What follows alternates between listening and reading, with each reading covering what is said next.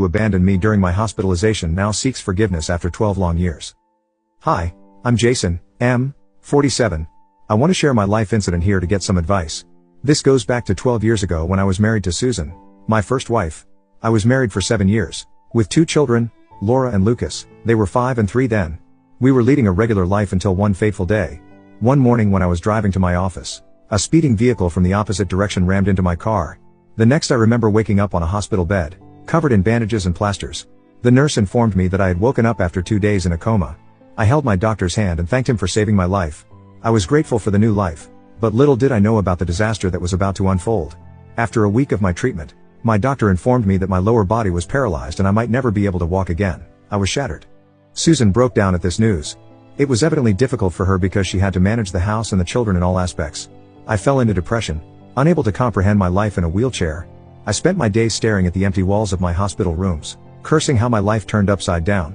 I dreaded how I would never be able to play soccer with my children, how I would never be able to dance with my wife, and I would never be able to be free again. To add to my miserable life, Susan stopped visiting me. In the initial days of my stay, she brought the children thrice a week. The moments I spent with my family were the only ones I lived for. But as the days passed, her visits became scarce. I pleaded with her to get the children to visit me, but she would say that the children didn't want to meet me so often. I felt hopeless. Then one day, she handed me the divorce papers saying, "I definitely can't spend my life with a handicapped man. I'm still young and desirable. I deserve a normal man." I would be lying to say that I didn't sense that coming. I sniffed the upcoming separation when she started giving cold shoulders to me, but I didn't expect that to be so soon.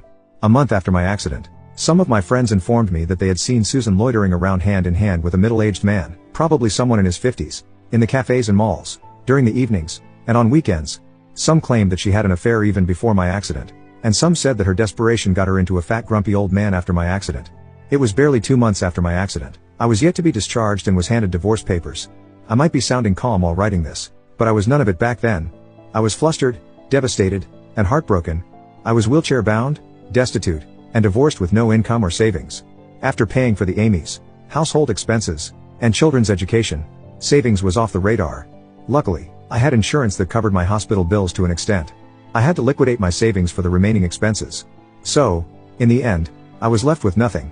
I wanted to yell, smack my head against the wall, and curse my fate. I don't know how I upheld myself back then, but something inside kept me sane, probably the fire of taking revenge. After being discharged, I shifted to my parents' house. I was 35, divorced, with no income, and dependent on my old mother physically and financially. My mother was a florist. She ran a small shop in the suburbs. The little income from the shop and the pension money kept her expenses